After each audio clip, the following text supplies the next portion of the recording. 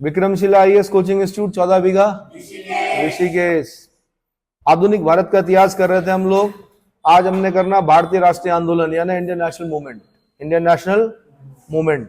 तो भाई मैंने कुछ चरण बताए थे आपको 1885 से लेके 1905। 1885 इसलिए कि भाई कांग्रेस का जन्म हुआ, लॉर्ड डफरिन के समय हुआ, एलन ऑक्टेवन ह्यूम ने स्थापना की। 1905 इसलिए लॉर्ड कर्जन के समय बंगाल का विभाजन हो गया।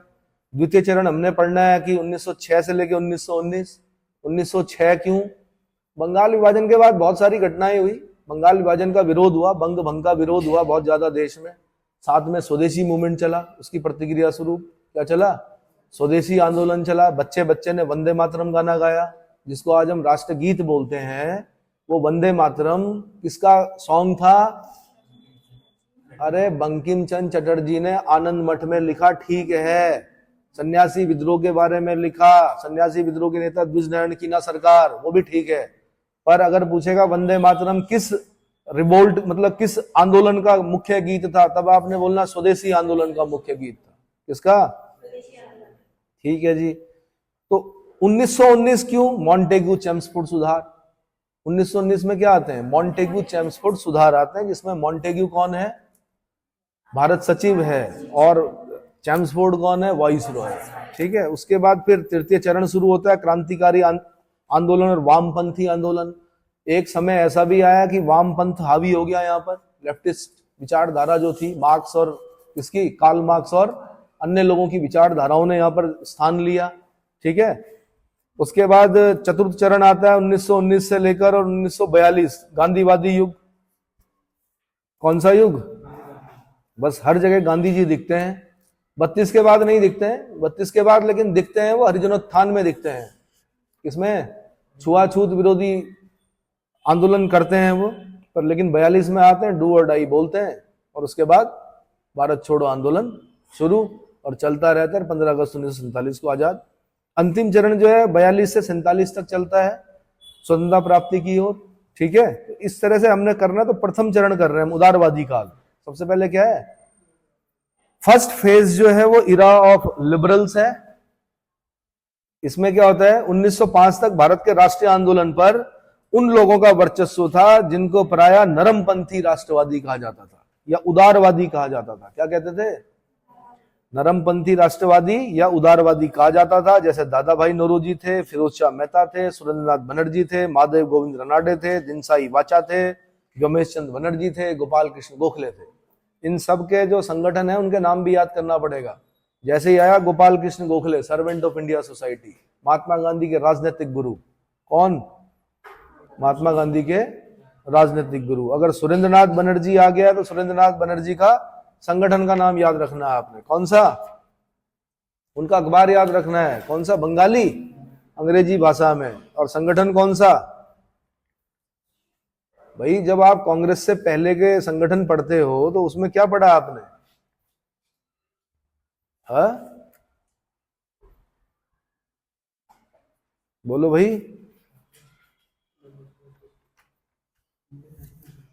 इंडियन नेशनल एसोसिएशन, जिसका बाद में फिर किसमें विलय कर दिया गया? कांग्रेस में विलय कर दिया गया। ठीक है। ऐसे ही महादेव गोविंद रानडे, जस्टिस महादेव गोविंद रानडे, ये गुरु, ये पॉलिटिकल गुरु हैं गोपाल कृष्ण गोखले के, यानी गांधी जी के दादा गुरु हो गए एक तरह से। गांधी जी के राजनीतिक गुरु गोपाल कृष्ण गोखले, गोपाल कृष्ण गोखले के राजनीतिक गुरु जस्टिस महादेव गोविंद रानडे। अब ये उदारवादी करते क्या थे? ये नेता संवैधानिक तरीकों से ही भारत को स्वतंत्रता प्राप्त कराना चाहते थे। स्वतंत्रता भी क्या, स्वतंत्रता भी इनका उद्देश्य नहीं था, सही बताऊं तो स्वशासन था इनका उद्देश्य। क्या था? बल्कि ये लोग तो डोमिनियन स्टेटस में भी खुश थे अगर मिल जाता तो। स्वतंत्रता की बात तो बहुत बाद में आती है। 1929 में जब जवाहरलाल नेहरू लाहौर अधिवेशन की अध्यक्षता कर रहे होते हैं, तो उससे पहले भगत सिंह, सुखदेव, राजगुरु, जितने भी जो क्रांतिकारी हैं, वो बोलते हैं डोमिनियन स्टेटस नहीं भैया, पूर्ण स्वराज। क्या चाहिए? नेहरू जी को बाध्य होकर बोलना पड़ता पूर्ण स्वराज, क्योंकि वो विचारधारा, क्रांतिकारी की विचारधारा जनता को ज्यादा पसंद आई, पूर्ण स्वराज। और डोमिनेंट स्टेटस जो थी वो ये कांग्रेस की विचारधारा चल रही थी कि हम डोमिनेंट स्टेटस लेंगे, और उसमें खुश थे ये लोग। डोमिनेंट स्टेटस का मतलब कि ठीक है मंत्री संतरी संसद वंसद जितना भी ये विधानसभा विधानमंडल ये सब हमारा होगा या हमारे नेता होंगे, लेकिन जितने महत्वपूर्ण मुद्दे राष्ट्रपति नहीं होगा हमारा, हमारे सारे फैसले कौन करेगा, साइन कौन करेगा, क्राउन करेगा, ब्रिटिश क्राउन। उसको बोलते हैं डोमिनियन स्टेटस। क्या बोलते हैं? अगर 26 जनवरी 1950 से पहले की मैं बात करूं तो हमारा स्टेटस कैसे था? 15 अगस्त 1947 से लेकर 26 जनवरी 1950 तक भारत का स्टेटस जो था वो डोमिनियन था एक तरह से। कैसा था? जैसे ही हमारे राष्ट्रपति राजेंद्र प्रसाद हुए उसके बाद हम क्या हो गए? संप्रभु, संपूर्ण प्रभुत्व संपन्न हो गए। क्या हो गए? उसके बाद जितने फैसले हैं उन पर कौन? राष्ट्रपति का हस्ताक्षर। ठीक है, ठीक है। सी राजगोपालाचारी गवर्नर जनरल थे। अंतिम भारतीय गवर्नर जनरल कौन है? सी राजगोपालाचारी। लेकिन है किसके? एक तरह से जो चल रहा है परिपाटी चल रही है वो कौन सी चल रही थी? अंग्रेजों की चल रही थी, है ना? ठीक है जी। कांग्रेस में किनका वर्चस्व था? मध्यम वर्गीय बुद्धिजीवियों का। अशिक्षित लोग नहीं थे इसमें। कौन थे? मध्यम वर्गीय बुद्धिजीवी थे, डॉक्टर थे, वकील थे, ज्यादा वकील थे, इंजीनियर थे, पत्रकार थे, साहित्यिक व्यक्ति शामिल थे, इनका प्रभाव था। उदारवादी नेता अपनी मांगे कैसे करते थे? प्रार्थना पत्रों के माध्यम से, प्रतिवेदन मतलब रिपोर्ट के माध्यम से, स्मरण पत्रों के माध्यम से, शिष्टमंडलों के द्वारा। बार बार शिष्टमंडल बोलते हैं, डेलीगेशन भेजते थे बार बार कि जाओ वाइस रॉय से मिलके आओ, ये मांगो वो मांगो। जा रखे हैं, खड़े हो रखे हैं, याचना समिति चल रही है, याचना हो रही है। जमाना ही वैसा था भाई, हम ऐसे भी नहीं बोल सकते कि वो गलत थे अपने जगह पे। ठीक है। शिष्टमंडलों के द्वारा सरकार के सम्मुख अपनी मांगों को प्रस्तुत करते थे। इनके इसी लचीलेपन और संयत व्यवहार के कारण उग्रपंथी नेताओं ने इसे राजनीतिक भिक्षावृत्ति यानी पॉलिटिकल मेंडिकेंसी की संज्ञा दी। इसकी पॉलिटिकल मेंडिकेंसी, क्योंकि इसमें कुछ उग्र विचारधारा के लोग थे। उग्रपंथी का मतलब उग्रवादी नहीं, बम पिस्तौल वाले नहीं। उग्रपंथी मतलब विचारधाराओं में जो उग्र थे, एक्सट्रीमिस्ट जिनको कहा जाता है, अतिवादी। उदारवादी नेताओं ने अपनी मांगे मनवाने के उद्देश्य से इंग्लैंड में भी अपनी संस्थाएं स्थापित की। 1887 ईस्वी में दादा भाई नौरोजी ने लंदन में भारतीय सुधार समिति। फिर क्वेश्चन बनेगा यहां से कि भारतीय सुधार समिति का गठन किसने किया? आंसर दादा भाई नौरोजी ने किया। कब किया? 1887 में किया। कहां पर किया? आंसर लंदन में किया। ठीक है। ऐसे ही 1888 में विलियम डिग्बी की अध्यक्षता में British committee of Indian National Congress की स्थापना की गई। British committee of Indian National Congress की स्थापना किसने की 1888 में? आंसर विलियम डिग्बी ने की। इस कमेटी ने इंडिया नामक पत्रिका का संपादन भी किया। इंडिया नामक पत्रिका का संपादन किसने किया? Answer British committee of Indian National Congress. और British committee of Indian National Congress की स्थापना किसने की? आंसर विलियम डिग्बी ने की। उनकी अध्यक्षता में हुई। कब हुई? 1888 में हुई। ठीक है। अब कांग्रेस बन गई तो कांग्रेस के प्रति सरकार की प्रतिक्रिया क्या थी? तो कांग्रेस के प्रति सरकार का दृष्टिकोण जो था वो समय के साथ साथ बदलता गया। आरंभिक दिनों में कांग्रेस के प्रति सरकार का दृष्टिकोण कैसा था? तटस्थता का था। मतलब अरे 72 लोग अगर कहीं पर बैठक कर रहे तो ब्रिटिश सरकार पे क्या फर्क पड़ना था। लेकिन धीरे धीरे आकार बढ़ने लगा विचार इनके क्या, इनका दृष्टिकोण भी बदल गया सरकार का। कांग्रेस के कलकत्ता अधिवेशन 1886 में लॉर्ड डफरिन ने प्रतिनिधियों को उद्यान भोज दिया। क्या दिया? आओ जी हमारे यहाँ लॉर्ड डफरिन ने कहा खाना खाने पे आना की। कम लोग थे ना, खाने पे आना। इसीलिए आपने देखा होगा वर्तमान में सरकारें बड़ी सचेत रहती हैं। एक कमरे में अगर 10 लोग भी बैठक कर रहे हैं तो LIU उसकी रिपोर्ट किसको भेजती है? सरकार को। 10 लोगों की विचारधाराएं कब 10,000 और कब 10 लाख में चेंज हो जाएं कुछ नहीं कहा जा सकता। इसलिए सरकार हर एक चीज पर क्या करती है? जो आप शांतिपूर्ण निरायुद्ध सम्मेलन करते हैं उसकी हर एक रिपोर्ट कहां जाती है? सरकार के पास जाती है। ये पता है कि नहीं पता है? ठीक है। उसमें कोई भी एक ऐसा वक्ता हो सकता है, एक ऐसी विचारधारा हो सकती है जो पूरे उसको क्या लगे? अच्छी लगे। समझ में आया? ठीक। कांग्रेस के कलकत्ता अधिवेशन 1886 में लॉर्ड डफरिन ने प्रतिनिधियों को उद्यान भोज दिया। 1887 में कांग्रेस के मद्रास अधिवेशन के बाद सरकार का रुख कठोर हो गया। 1887 के बाद रुख कठोर हो गया। 1888 में डफरिन ने अपने एक भाषण में कहा कि कांग्रेस को थोड़ी सी जनता का प्रतिनिधित्व करने वाली संस्था, क्या बताया? कि कांग्रेस एक बहुत छोटे जनता का क्या करती, मतलब कम संख्या में जनता का प्रतिनिधित्व करती है। थोड़ी सी जनता का प्रतिनिधित्व करने वाली संस्था किसने कहा? आंसर लॉर्ड डफरेन ने कहा। सरकार ने कांग्रेस में फूट डालने के उद्देश्य से सर सैयद अहमद खां को और राजा शिव प्रसाद को कांग्रेस के विरोध में भारतीय देशभक्त मंडल की स्थापना के लिए प्रेरित किया। सर सैयद अहमद खां कौन? मॉमडन एंग्लो ओरिएंटल कॉलेज वाले, ठीक है। साथ में कौन? राजा शिव प्रसाद, सितारे हिंद, है ना। इनको कांग्रेस के विरोध में भारतीय देशभक्त मंडल को स्थापित करने के लिए प्रेरित किया। 1890 में सरकारी कर्मचारियों के कांग्रेस में प्रवेश पर प्रतिबंध लगा दिया गया। क्यों लगा रही प्रतिबंध? 5 सालों में ही कांग्रेस बहुत पॉपुलर हो गई। दरअसल क्या हो गई? वाइसरॉय लॉर्ड कर्जन ने कांग्रेस के बारे में कहा कि कांग्रेस अपने पतन की ओर अग्रसर है और मेरी इच्छा यह है कि मैं उसकी शांतिपूर्ण मृत्यु में सहायता कर सकूं। देखो ना, 1905 तक आते आते क्या हो गया? कर्जन के गले की हड्डी बन गई कौन? कांग्रेस। 1885 से 1905 कितने साल हुए थे? 20 साल। कर्जन ने कहा कि मेरी अंतिम इच्छा, मेरी इच्छा यही है कि मैं अपने जीते जी क्या करूं, इसकी शांतिपूर्ण मृत्यु में सहायता करूं कांग्रेस की। तो ये कथन पूछता है किसका है? आंसर कर्जन का है। एल्गिन द्वितीय ने कहा, दंभ भरे स्वरों में कहा एल्गिन ने, कि हमने भारत को तलवार के बल पर जीता था और इसको तलवार के बल के अधीन ही रखा जाएगा। तलवार के बल पे जीता, तलवार के बल पर ही इसको हम क्या करेंगे? अपने अधीन रखेंगे। किसने कहा? एल्गिन ने कहा। सेकंड में ये क्वेश्चन बनता है। भारतीय जनता की बढ़ती एकता अंग्रेजी शासन के लिए एक बड़ा खतरा था। यह अनुभूत कर अंग्रेज अधिकारियों ने बांटो और राज करो, बांटो और डिवाइड एंड रूल की नीति को और प्रभावी ढंग से लागू किया। उनके प्रयासों को सफलता तब मिली जब 1888 में सर सैयद अहमद खान ने एंग्लो मुस्लिम डिफेंस एसोसिएशन की स्थापना की। एंग्लो मुस्लिम, देखो ना षड्यंत्र चल रहे हैं सरकार के अपने। क्या चल रहे हैं? सबसे बड़ी षड्यंत्रकारी कौन होती है? आंदोलन के विरोध में, आंदोलन को दबाने के लिए कई प्रकार के षड्यंत्र किए जाते हैं सरकार के स्तर पर। प्रशासन को सरकार क्या करती है? आदेश देती है। कभी कभी तो आंदोलन सफल हो जाते हैं, सरकार को बाध्य कर देते हैं आंदोलनकारी। कभी कभी ऐसा होता है कि आंदोलन को तोड़ दिया जाता है ना। ठीक है जी।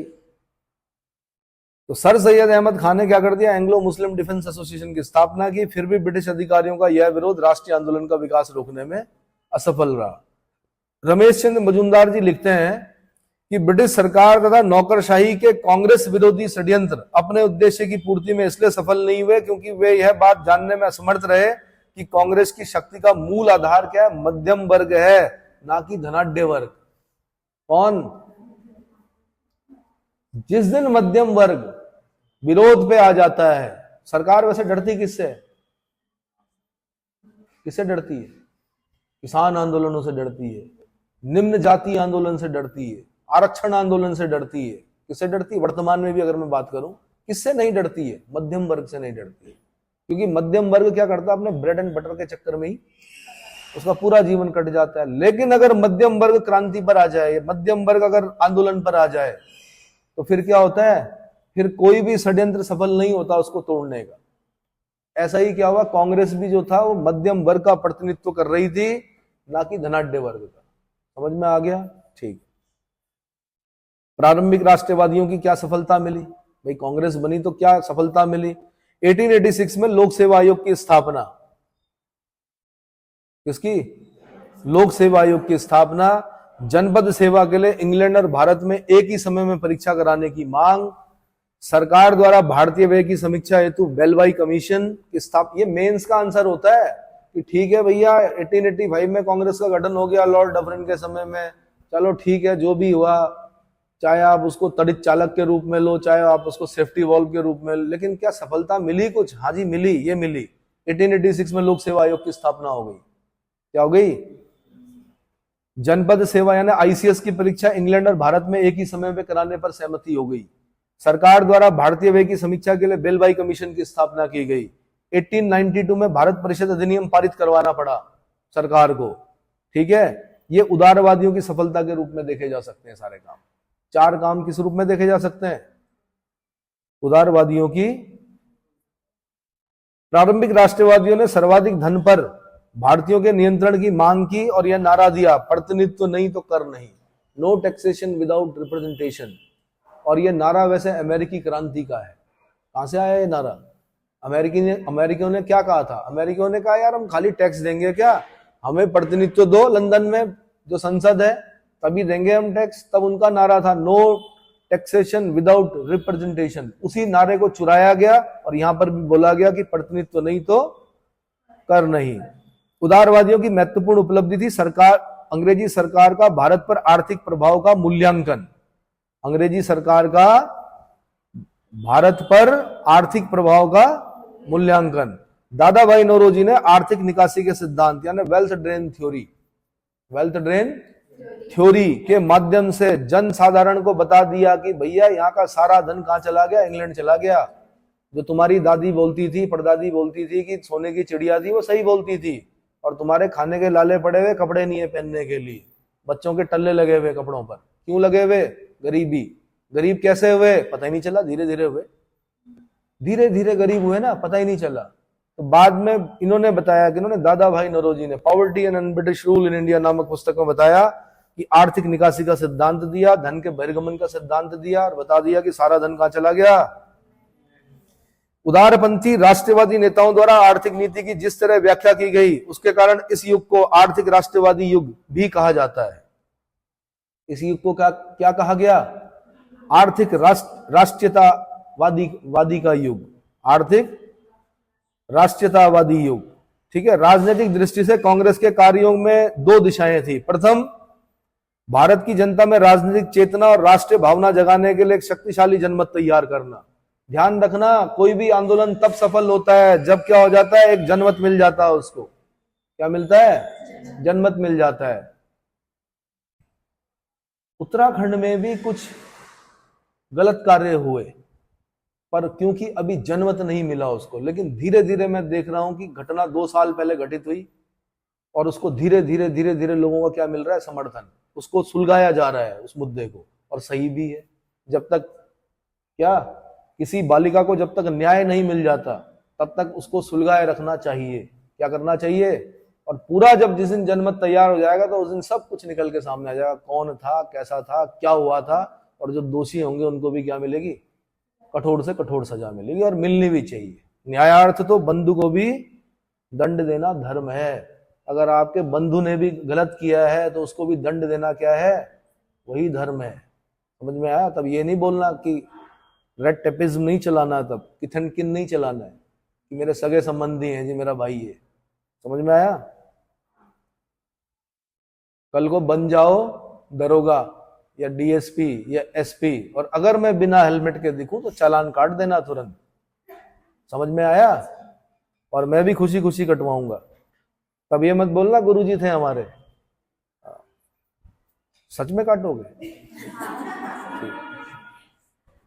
तब ठीक है, तब देश सही दिशा में जा रहा है इसका। चलो जी। वैसे भी शिष्य से और पुत्र पुत्री से पराजित होकर प्रसन्नता ही मिलती है। शिष्यात पुत्रात पराजयेत। शिष्य से और पुत्र से पराजित होकर प्रसन्नता ही मिलती है। ठीक है, दुख नहीं मिलता कभी। कल को आप मेरे से ज्यादा जानने लगो और आप मेरे से ज्यादा जानने लगोगे तो मैं जलूंगा थोड़े आपसे, मुझे तो खुशी होगी। क्या होगी? प्रसन्नता होगी कि आप मेरे से ज्यादा जान रहे हैं। चलो, और जानना पड़ेगा आपको, कंपटीशन निकालना है तो। दूसरा पहला मैंने बता दिया, भारत की जनता में राजनीतिक चेतना। क्या लाना था? राजनीतिक चेतना लाना था, राष्ट्रीयता की भावना का विकास करना था, उसको जगाना था, एक शक्तिशाली जनमत तैयार करना था। दूसरा क्या था भाई? जनता को राजनीतिक प्रश्नों पर शिक्षित और एकबद्ध करना था। कुछ आंदोलन इसलिए असफल हो जाते हैं क्योंकि राजनीतिक प्रश्नों की शिक्षा नहीं होती उनको, मतलब शिक्षित नहीं होते। आंदोलन कर रहे होते हैं लेकिन उनको पता नहीं होता कि आंदोलन कर क्यों रहे हैं। भीड़ में तो होते हैं लेकिन पता नहीं होता किस चीज का क्या होगा। इस मतलब अगर ये मिल जाएगा तो इससे क्या होगा? हाँ जी,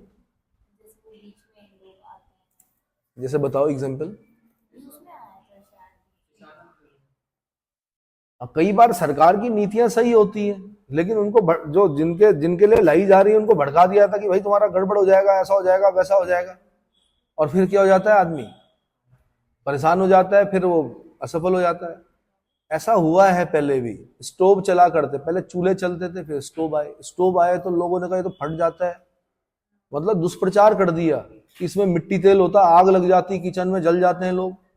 चलो जी, फिर भी शुरू किया, हुआ, चले स्टोव बढ़िया चले, लोगों ने खाना बनाया बढ़िया, जैसे बोलते हैं, बड़ी सुंदर आवाज होती थी स्टोव की, खाना बन रहा होता था, बड़ा अच्छा आवाज आती थी उसकी। फिर गैस आए, ऐसा लगा सब कुछ छिन गया, मतलब कान जो थे सुबह के टाइम पे स्टोव की आवाज सुनने के जो अभ्यस्त थे, अचानक से गैस आई। फिर लोगों ने कहा सिलेंडर फटता है, आग लगती है। क्या होता है? वो गैस होती है कि पेट में, इसका नाम गैस है कि। तो अशिक्षित जो लोग होंगे वो इस तरह की वो फैलाएंगे। फिर जी चलो हुआ जी, गैस भी आई, लोग सिलेंडरों के लिए लाइन पे लगे 4-4 बजे। फिर होम डिलीवरी हुई, फिर क्या हुआ, अब फिर घर घर कनेक्शन आ रहे हैं गैस के। फिर बोल रहे लोग कि पाइप अगर किसी ने काट दिया तो आग लग जाएगी। अरे भैया नहीं लगेगी, पाइप इस तरह के होते नहीं काट सकते आप, कोई वो प्लास्टिक का पाइप थोड़ा है। समझ में आया? तो ऐसे ही हर आंदोलन में होता है। क्या होता है? तो राजनीतिक प्रश्नों पर शिक्षित और एकबद्ध करना, राष्ट्रीय कांग्रेस के प्रस्ताव पर प्रार्थना पत्र भी मूलतः इसी लक्ष्य द्वारा निर्देशित थे। समझ में आ गया? फिर उदारवादी काल का अगर मूल्यांकन करें हम, यानी इवोल्यूशन ऑफ लिबरल फेज, तो उदारवादी काल का मूल्यांकन करने पर हमें पता चलता है, और अगर कुछ आलोचकों के विचार भी पढ़े, कि उदारवादी आंदोलन ना तो जन आंदोलन था और ना ही उसका संचालन जनता के हाथ में था। यह आंदोलन एक प्रकार से प्रार्थना पत्र याचना करना, शांतिपूर्ण विरोध करने तक सीमित था। प्रार्थना पत्रों पर अत्यधिक निर्भरता के कारण उस समय की कांग्रेस को राजनीतिक भिक्षावृत्ति की संज्ञा दी गई। खाली प्रार्थना पत्र ही भेजते रहोगे तो क्या भिक्षावृत्ति माना जाएगा? और ऐसा देखा भी होगा आपने, कई प्रार्थना पत्र कई साल हो गए, लेकिन क्या वो मिलता ही नहीं वो चीज, तो ये भिक्षावृत्ति है। कई बार अधिकार क्या करने पड़ते हैं? छीनने पड़ते हैं। उसके लिए क्या करना पड़ता है? आंदोलन करना पड़ता है। और कैसा करना पड़ता है? शस्त्रों के साथ नहीं करना है, उग्र करना है, लेकिन लगे कि हाँ भाई गुस्से में है कौन। और फिर जनाक्रोश को देखते हुए सरकार बाध्य हो जाती है क्या करने के लिए? आपकी मांग, जो जायज मांग होती है, उसको देने के लिए। ठीक है? जैसे शराब विरोधी आंदोलन। अब क्या है कि आपको तो नुकसान हो रहा है उससे, लेकिन सरकार को तो फायदा हो रहा है ना। अब आपने कहा नहीं जी हमें भी गुजरात की तरह बनाओ, क्या करो, उसमें महिलाएं भी आ गई, सब आ गए, विरोध हो रहा है कि नहीं जी शराब नहीं होनी चाहिए। अब सरकार को, यार सरकार का खर्चा ही उससे निकल रहा है, तो वो क्यों बंद करेगी उसको? समझ में आया? लेकिन जब आप उग्र हो जाओगे तो आपका राज्य भी एक दिन क्या बनेगा? गुजरात बनेगा। क्या बनेगा? गुजरात बनेगा, बिहार बनेगा। बिहार में भी तो बंद है बस। और जब मिलेगी नहीं तो कहां से, क्या नहीं आया समझ में? जब गुटखा बैन कर दिया, सुप्रीम कोर्ट ने बोल दिया, जब गुटखा मिलेगा ही नहीं तो खाओगे कहां से? जब पॉलिथीन होगा ही नहीं तो यूज कैसे करोगे? पॉलिथीन के विरोध में अगर अभियान चलाना है तो सबसे पहले बंद करवानी पड़ेंगी आपको फैक्ट्रियां, पर क्योंकि आप तो अभ्यस्त हो चुके हो, अब आप दूध लेने भी जाते हो तो डब्बा लेके नहीं जा रहे हो, क्योंकि आपको पता है पैकेट में मिल जाना, हर चीज पॉलिथीन में मिल रही है। सामान लेने जा रहे हो तो थैला लेके नहीं जा रहे हो। पर जब होगा ही नहीं, मिलेगा ही नहीं, तो तब फिर दोबारा आप उसी परंपरा में आ जाओगे। तब बैग सिले जाएंगे, तो बैग लेके जाओगे आप सब्जी लेने के लिए। समझ में आया? तो मूल्यांकन भाई शांतिपूर्ण, अगर मैं बोलूं प्रार्थना पत्र याचना करना शांतिपूर्ण विरोध करने तक सीमित था। प्रार्थना पत्रों पर अत्यधिक निर्भरता के कारण उस समय की कांग्रेस को राजनीतिक भिक्षावृत्ति की संज्ञा दी गई। लाला लाजपत राय ने उसे अवसरवादी आंदोलन कहा। क्या कहा? उनके अनुसार उससे पाखंड और देशद्रोह को बढ़ावा मिला। उक्त आलोचनाओं में बहुत कुछ सच्चाई हो सकती है, किंतु कांग्रेस और उसके उदारवादी नेताओं के कार्यों का मूल्यांकन इस प्रकार करना उपयुक्त नहीं है। अब पता नहीं भाई उपयुक्त है कि नहीं है। ये जो शब्द लिखे गए हैं हो सकता है कि मौजूदा सरकारों की विचारधाराओं पर आधारित हो, क्योंकि लाला लाजपत राय कह रहे हैं कि अवसरवादी आंदोलन कहा, साथ में कहा कि उससे पाखंड और देशद्रोह को बढ़ावा मिला। तो लाला जी भी छोटे मोटे व्यक्ति तो थे नहीं, कांग्रेसी थे वो भी, है ना, गरमपंथी थे। इस समय कांग्रेस का शैशव काल था और कांग्रेस सरकार से विरोध करने की स्थिति में नहीं थी। उसका प्रथम कार्य अपनी शक्ति को दृढ़ करना और राष्ट्रीय आंदोलन के लिए जनमत तैयार करना था। इस कार्य की पूर्ति कांग्रेस ने सफलतापूर्वक की और भविष्य के आंदोलन के लिए शक्तिशाली पृष्ठभूमि तैयार करने में सफलता प्राप्त की। सबसे बड़ी बात यह है कि भारत में ब्रिटिश साम्राज्यवाद के सही चरित्र को निर्ममता पूर्वक उजागर करने में आरंभिक राष्ट्रवादियों ने अग्रगामी भूमिका निभाई, इसलिए उन्हें आधुनिक भारत के निर्माताओं में ऊंचा स्थान मिलना चाहिए। ऐसा होता भी है। शैशव अवस्था में था वास्तव में कांग्रेस जो थी वो किसमें थी? जब बहुत बड़ा जनमत मिल गया, जब गांधी आ गए, जब असहयोग आंदोलन चला, जब पूरा देश साथ में खड़ा था, तब कांग्रेस की बात कुछ और थी। समझ में आया? एक नेता बोलते थे कि ऐसा होना है तो सब लोग वही करते थे। अब आते हैं हम किसमें? द्वितीय चरण में। किसमें? द्वितीय चरण में 1905 से लेकर 1919 सेकंड फेज, इसको बोलते हैं ultra nationalism. Ultra nationalism second phase ultra nationalism. भारतीय राष्ट्रीय कांग्रेस के प्रारंभिक वर्षों में नेतृत्व जो था उदारवादी राष्ट्रवादियों के हाथ में था, जो अपने वांछित लक्ष्यों की प्राप्ति हेतु संवैधानिक साधनों के प्रयोग में विश्वास करते थे। लेकिन 1885 से लेकर 1905 ईस्वी के बीच में जो बीच का कालखंड था, उसमें भारत और विदेशों में कुछ ऐसी घटनाएं घटित हुई और कुछ ऐसी शक्तियां क्रियाशील हुई जिन्होंने भारतीय राष्ट्र के अपेक्षाकृत युवा वर्ग को पूर्ण स्वतंत्रता की मांग के लिए प्रेरित किया और संवैधानिक साधनों के प्रति अविश्वास की भावना को जन्म दिया। घटनाएं बड़ी महत्वपूर्ण रोल अदा करती हैं। किस चीज में? भाई कांग्रेस क्या कर रही थी? याचना कर रही थी, प्रतिवेदन दे रही थी, निवेदन कर रही थी, लेकिन कुछ घटनाएं हुई 1885 से 1905 के बीच में, जिससे कंसेप्ट क्लियर हो गया किसका? युवाओं का। उन्होंने कहा कि संवैधानिक साधन ठीक नहीं है, संवैधानिक साधनों से मांगना। क्या करना पड़ेगा? क्या करना पड़ेगा भाई? पूर्ण स्वतंत्रता की मांग करनी पड़ेगी। कुछ घटनाओं के परिणाम स्वरूप नवयुवकों के विचार, दृष्टिकोण और मनोवृत्ति में क्रांतिकारी परिवर्तन हो गया और उनका उदारवादियों की प्रार्थना, प्रतिवेदन, विनय, अनुग्रह की नीति से विश्वास उठ गया।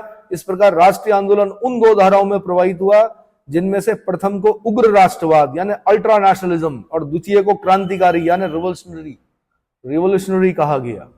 तो पहला जो चरण है उसको क्या बोलते हैं? उग्र राष्ट्रवाद का चरण, और दूसरे को बोलते हैं हम क्रांतिकारी यानी रिवोल्यूशनरी। उग्र राष्ट्रवादी विचारधारा के समर्थकों में आत्म बलिदान और स्वतंत्रता की भावना के साथ साथ प्रबल देश प्रेम और विदेशी शासन के प्रति घृणा थी। इस विचारधारा के समर्थक उग्र नीति का प्रयोग करना चाहते थे, जिसके अंतर्गत विदेशी वस्तुओं तथा शासन का बहिष्कार, सुना होगा आपने, विदेशी कपड़ों का बहिष्कार हुआ, विदेशी वस्तुओं का बहिष्कार हुआ, ठीक है, विदेशी शासन का बहिष्कार हुआ। ऐसे ऐसे आंदोलन चले जिसमें बोला गया कि विदेशी चीज का प्रयोग करना ही नहीं है, और जब विदेशी चीज का आप प्रयोग करोगे ही नहीं तो उनका आयात क्या हो जाएगा? बंद हो जाएगा। बंद हो जाएगा तो क्या होगा? वहां पर नुकसान होगा। समझ में आया? यानी जरूरी नहीं है कि किसी को आप भौतिक रूप से क्षति पहुंचाए, आर्थिक रूप से क्षति पहुंचाना ज्यादा खतरनाक होता है। और आज का जो वॉर चल रहे हैं वो ऐसे ही चल रहे हैं, एक दूसरे को, एक देश जो एक समृद्ध देश है दूसरे को समृद्ध नहीं होने दे रहा है, आर्थिक क्षति पहुंचा रहा है। और कैसे पहुंचाई जाती है आर्थिक क्षति? राजनीतिक अस्थिरता पैदा करके, ठीक है, क्या करके? लोगों को भड़काकर, अलगाववाद, उग्रवाद, नक्सलवाद, इसको भड़काकर, उनकी फंडिंग करके, आतंकवाद, उनकी फंडिंग करके, उनको हथियार देकर अस्थिरता पैदा करना चाहते हैं। ठीक है, मैं वर्तमान की बात कर रहा हूं ये, ठीक है। तो विदेशी वस्तुओं तथा शासन का बहिष्कार, स्वदेशी वस्तुओं का प्रयोग, राष्ट्रीय शासन की स्थापना। आपने सुना होगा सरकारी स्कूलों में जाना बंद कर दिया बच्चों ने, राष्ट्रीय विद्यालय खोले गए, कोर्ट में जाना बंद कर दिया। कोर्ट में नहीं जाएंगे तो जज क्या करेगा? अंग्रेज जज इसका फैसला करेगा। जो बैरिस्टर हैं वो क्या करेंगे? कुछ भी नहीं करेंगे। किसके पास गए लोग? पंचायतों में गए अपने। राष्ट्रीय पंचायतें गठित की गई उस समय।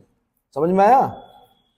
स्वदेशी वस्तुओं का प्रयोग, राष्ट्रीय शासन की स्थापना आदि को सम्मिलित किया जा सकता है। तिलक का यह विचार था कि भारत की राजनीतिक मुक्ति अनुनय एवं विनय और निवेदनों से ना होकर दृढ़ कथन और प्रत्यक्ष कार्यवाही से ही संभव है। अनुनय विनय नहीं बल्कि युयुत्सा, और यह युद्ध की इच्छा जो उन्होंने बोला वो तलवार नहीं थी, वो बम नहीं थे, पिस्तौल नहीं थी, वो क्या थी? दृढ़ कथन और प्रत्यक्ष कार्यवाही से ही संभव है, अतः राजनीतिक अधिकारों के लिए लड़ना पड़ेगा। क्या करना पड़ेगा?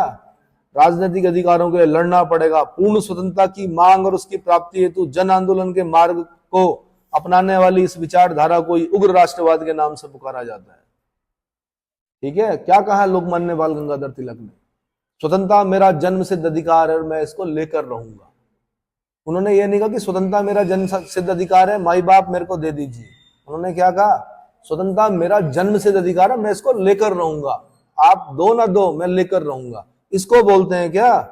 उग्र राष्ट्रवाद। लाल बाल पाल, है ना।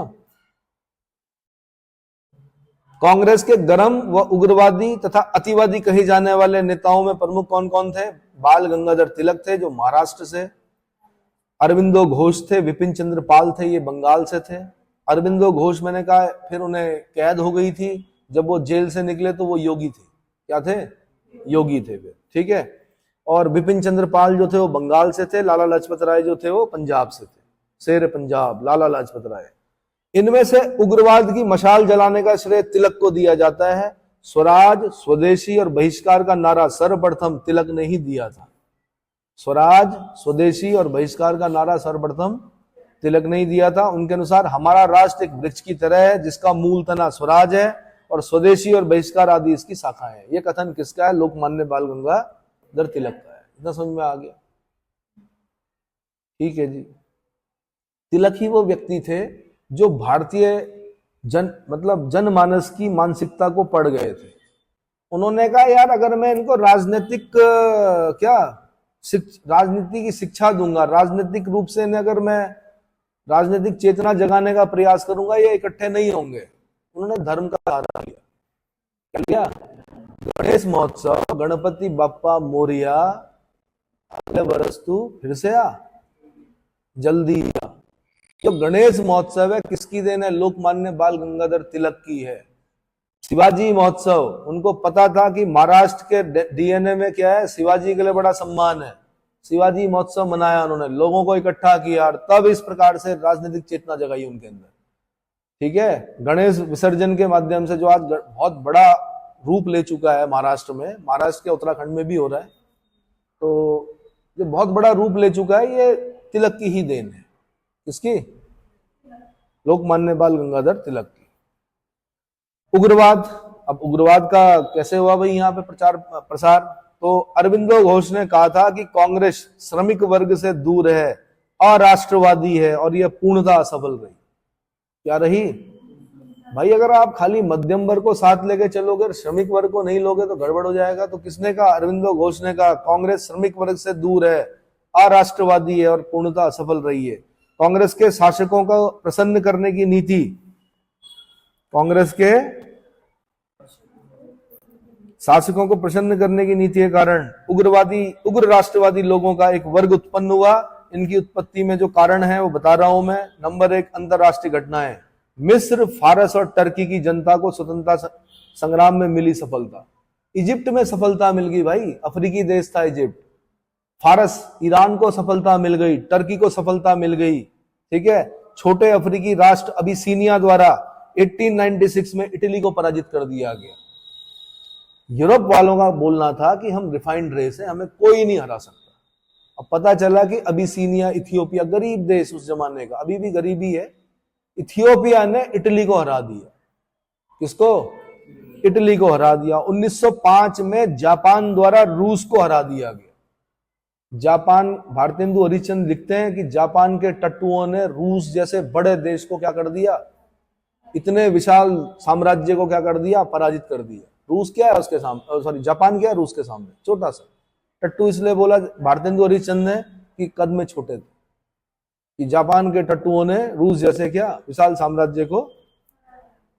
मैजिनी, गैरिबाल्डी, केवर जैसे राष्ट्रवादियों के प्रयासों से हुआ इटली का एकीकरण। इटली का एकीकरण हो गया। मैजिनी, गैरिबाल्डी और केवर, जब आप वर्ल्ड हिस्ट्री पढ़ेंगे वहां पर आएंगे ये लोग, इनके विचारधाराएं पढ़ना, आप समझ में आएगा आपके कि कोई राष्ट्र प्रगति की ओर कैसे उन्मुख होता है। ठीक है।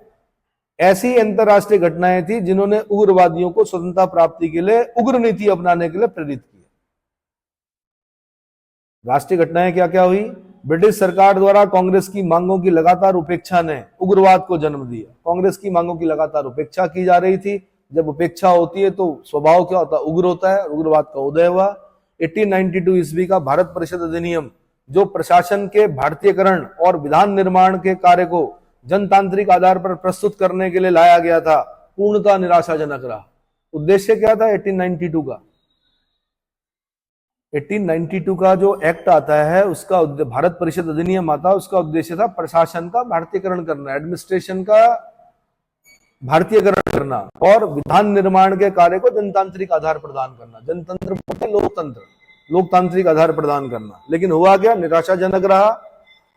उदारवादी भी इससे असंतुष्ट रहे। लाला लाजपत राय ने कहा, शिकायतें दूर करने और रियायतें प्राप्त करने के 20 वर्षों से अधिक प्रयत्नों के परिणाम स्वरूप उन्हें रोटी के स्थान पर पत्थर मिले। क्या मिले? रोटी के स्थान पर पत्थर मिले। सरकार के उपेक्षापूर्ण व्यवहार ने उग्रवादी नेताओं को सरकार के विरुद्ध कठोर कदम उठाने के लिए विवश कर दिया। लाला लाजपत राय ने कहा, भारतीयों को अब भिखारी बने रहने में संतोष नहीं करना चाहिए और ना ही उन्हें अंग्रेजों की कृपा पाने के लिए गिड़गिड़ाना चाहिए। क्या नहीं करना चाहिए? गिड़गिड़ाना नहीं चाहिए। लाला जी कह रहे हैं भाई। पंजाब हिंदू धर्म के पुनरुत्थान में भी उग्रवाद के उदय में महत्वपूर्ण भूमिका निभाई। उदारवादियों के विपरीत स्वामी दयानंद सरस्वती, विवेकानंद, तिलक, लालाजी, अरविंदो घोष, विपिन चंद्र पाल जैसे समाज सुधारक और राजनीतिक नेताओं ने पाश्चात्य शिक्षा एवं संस्कृत से श्रेष्ठ अपनी सभ्यता और संस्कृति को माना। जब किसी राष्ट्र का पतन तब होता है जब वहां उस राष्ट्र के लोग अपनी संस्कृति और अपनी सभ्यता को क्या मानने लगते हैं? हीन मानने लगते हैं, और दूसरे पाश्चात्य संस्कृति को क्या मानने लगते हैं? श्रेष्ठ मानने लगते हैं। सिविलाइजेशन डिकेज, अगर मतलब किसी सिविलाइजेशन को समाप्त करना है तो वहां की संस्कृति को नष्ट कर दो, वो सिविलाइजेशन क्या हो जाएगी? अपने आप, वो देश अपने आप समाप्त हो जाएगा, है ना। उनको चाइनीज आइटम खिलाओ, उनके भोजन में, उनके पहनावे में, उनके हर चीज में, उनके तीज त्योहार सब जगह क्या घुसेड़ दो? चाइना का माल। मतलब गणेश जी भी चाइना से बन के आए, आपकी दिवाली की लड़ियां भी चाइना से बन के आए, आपका खाने में क्या हो, चाउमीन हो, मंचूरियन हो, आपका पहनावा भी कैसा हो, सब एक जैसा। यानी जो डाइवर्सिटी है उसको खत्म कर दो देश की। अपने आप ही एक दिन पता चलेगा कि देश क्या हो गया, भारत तो रहा ही नहीं, फिर ढूंढेंगे। जैसे बीज आंदोलन चल रहा है ना, बीज आंदोलन, बीज खत्म कर दिए, फिर चल रहा है क्या? बीज ढूंढ रहे हैं पुराने, वैसे ही चलेगा। चलो जी, जो बुद्धिमान लोग हैं बड़े चिंतित हैं, वो ये कह रहे हैं डाइवर्सिटी खत्म हो रही है। कहां से? पृथ्वी, मतलब अलग अलग जो कॉन्टिनेंट है। भारत तो डाइवर्सिटी वाला देश है यार।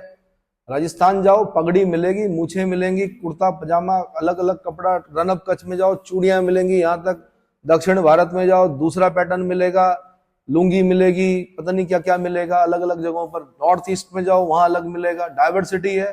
फॉरेनर आकर यहाँ पर क्यों हैरान हो जाता है? इसीलिए होता है कि यार अलग अलग जगह पे इतनी डाइवर्सिटी, यार अच्छा भी लगता है उनको देखने में। विद्वान इसलिए चिंतित हैं, वो कह रहे सारे संसार में सबके एक जैसे कपड़े, लड़कों के भी वही कपड़े, लड़कियों के भी वही कपड़े हो रहे हैं ना धीरे धीरे। और सबसे ज्यादा जो प्रचलन वो जीन्स का। जीन्स बनाई गई थी मजदूरों के लिए। किसके लिए बनाई गई थी? मजदूरों के लिए बनाई गई थी, कि ऐसा कपड़ा जिसमें बार बार ना धोना पड़े और जिसमें वो काम करें तो पसीना वसीना जो भी चीज होती होगी वो ना हो, गंदी भी हो जाए तो कोई नहीं पहन सके उसे। लेकिन सबसे ज्यादा प्रचलन में क्या है? जीन्स आया।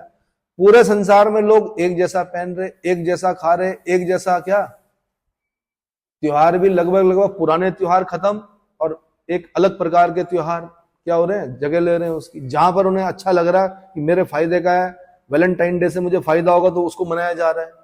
और जहां पे उन्हें लग रहा है हमें नुकसान हो रहा है, यानी जेब से क्या फूलदेही में पैसे देने पड़ रहे हैं, उसको मना ही नहीं रहा है। छोटी छोटी बालिकाएं फूल डाल रही हैं, 1 महीने तक बेचारी रोज फूल डाल रहे हैं, पता नहीं कहां से ला रहे हैं, क्योंकि 100 रुपए 200 रुपए देने पड़ रहे हैं, इसलिए उसको नहीं मना रहे, गेट में ताला मार दे रहे हैं। समझ में आया? चलो जी, कहां पहुंचे हम? तो क्या बता रहा था मैं? तो दयानंद सरस्वती भाई भारत भारतीयों के लिए है, क्या बोल रहे हैं? India is for Indians. Vivekananda क्या बोल रहे हैं? कमजोरी पाप है। बोल रहे हैं our religion is the kitchen, our god is the cooking pot and our religion is don't touch me, I am holy. वो अपने धर्म पर भी बोल रहे हैं कि हमारा धर्म किचन तक सीमित रह गया है, खाने के पात्रों तक सीमित रह गया है, और हमारा धर्म ये रह गया कि मुझे मत छुओ, मैं पवित्र हूं। कौन कह रहे हैं? विवेकानंद कह रहे हैं। एक साथ में बोल रहे हैं कि हे भगवान, मेरा देश कब क्या स्वतंत्र होगा। इतनी बड़ी बात उस जमाने में कह दिया संत ने। ठीक है, तिलक ये तो बोल ही रहे, स्वराज मेरा जन्मसिद्ध अधिकार है, मैं इसको लेकर रहूंगा। लाला जी तो फिर शेरे पंजाब है, वो तो फिर क्या, उनका तो बोलने का स्टाइल ही अलग था। ठीक है, अरविंदो घोष अलग बोल रहे हैं, विपिन चंद्रपाल, ये सब लोग क्या बोल रहे हैं? पाश्चात्य शिक्षा और संस्कृति श्रेष्ठ, अपनी सभ्यता और संस्कृति को मान रहे हैं। ठीक है, अरविंदो घोष ने कहा कि स्वतंत्रता हमारे जीवन का उद्देश्य है और हिंदू धर्म ही इस उद्देश्य की पूर्ति करेगा। कौन कह रहे हैं? अरविंदो घोष कह रहे हैं, महान योगी अरविंदो घोष।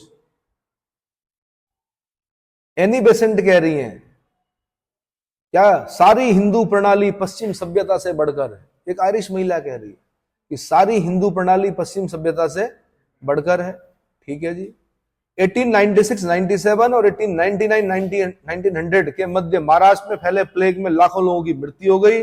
सरकार ने प्लेग की रोकथाम के लिए कोई ठोस कदम नहीं उठाया, उल्टे प्लेग की जांच के बहाने घरों में घुसकर बेटियों और बहनों के साथ कुकृत्य किया गया। तिलक ने जब सरकार के इस कुकृत्य की अपने समाचार पत्र केसरी में आलोचना की तो 1897 में 18 महीने का कठोर कारावास झेलना पड़ा इनको। प्लेग के समय की गई ज्यादतियों की से प्रभावित ये चापेकर बंधु थे, बालकृष्ण चापेकर, दामोदर चापेकर, 3 भाई थे। इन्होंने प्लेग कमिश्नर रैंड और किसकी, एमहर्स्ट की हत्या कर दी। प्लेग कमिश्नर की हत्या कर दी गई, डर पैदा कर दिया गया किसके बीच में? अंग्रेजों के बीच में। इन घटनाओं ने निश्चित रूप से उग्रवाद को प्रोत्साहित किया। भगत सिंह, सुखदेव, राजगुरु, एचआरए, एचएसआरए ये बाद में आ रहे हैं, लेकिन ये पहले घटनाएं पहले हो जा रही हैं। कब की है? 1897, 18 महीने का कारावास तिलक ने अपने अखबार में छाप दिया। उसके बाद चापेकर बंधुओं ने 2 भाइयों ने हत्या की, तीसरे भाई को भी पकड़कर फिर क्या किया? अंग्रेजों ने दंडित किया। पूरा वंश ही क्या हो गया? समाप्त समझ लीजिए। Commissioner Rand, plague commissioner Rand और एमहर्स्ट की हत्या। चलो जी, उग्र राष्ट्रवाद को प्रभावित करने वाले इस काल में 1905 से 1919 की प्रमुख राजनीतिक घटनाएं क्या क्या पढ़नी है हमने? बंगाल विभाजन पढ़ना है, स्वदेशी आंदोलन पढ़ना है 1905 का, मुस्लिम लीग की स्थापना पढ़नी है 1906 में, सूरत स्प्लिट पढ़नी है 1907 का, मिंटो मार्ले सुधार 1909, मुसलमानों के लिए पृथक निर्वाचक मंडल की व्यवस्था ये पढ़नी है। 1911 में दिल्ली दरबार हो रहा है, दिल्ली दरबार में 2 घोषणाएं हो रही हैं। भंग को क्या कर दिया गया? बंगाल विभाजन को रद्द कर दिया गया। बोला गया राजधानी कलकत्ता से दिल्ली स्थानांतरित की जाएगी। दिल्ली स्थानांतरित कब हुई? 12 में। हार्डिंग ने बम फेंक दिया, लॉर्ड हार्डिंग पर बम फेंका गया। किसके? रास बिहारी बोस की एक योजना थी, कई लड़के थे उसमें क्रांतिकारी, बसंत कुमार, अवध बिहारी और बहुत सारे। ठीक है, प्रथम विश्व युद्ध हो गया, ये पढ़ना है 1914 का। 1914 में प्रथम विश्व युद्ध शुरू हो गया। लखनऊ पैक्ट हुआ 1916 में। 2 काम हो गए, नरम दल गरम दल मिल गए और मुस्लिम लीग कांग्रेस भी मिल गई, है ना। कांग्रेस ने मुस्लिम लीग को ओके कर दिया। जो मुस्लिम लीग का गठन जबकि कांग्रेस के प्रतिक्रिया मतलब एक तरह से विरोध में हुआ था, जो कांग्रेस बोलती थी उसका उल्टा मुस्लिम लीग बोलती थी। लेकिन लखनऊ में क्या कर दिया इन्होंने, और लखनऊ में अध्यक्ष कौन था? लखनऊ अधिवेशन, हाँ जी, अंबिका चरण मजूमदार, है ना, गोमती नदी के किनारे। फिर आपका लखनऊ पैक्ट के बाद होम रूल आंदोलन भी पढ़ना है साथ में। होम रूल आंदोलन, इसको तिलक और एनी बेसेंट दोनों चला रहे हैं। लोकमान्य बाल गंगाधर तिलक, एनी बेसेंट पहले तिलक चलाते हैं फिर एनी बेसेंट चलाती है। ठीक है, मॉन्टे की घोषणा पढ़नी 1917 की, रॉलेट एक्ट पढ़ना 1919 का, और बहुत सारी चीजें पढ़नी, जलियांवाला बाग हत्याकांड पढ़ना है। ठीक है, तो ये सब चीजें हैं। तो इसको 1 by 1 करके हम क्या करेंगे, अगले लेक्चर में पढ़ेंगे।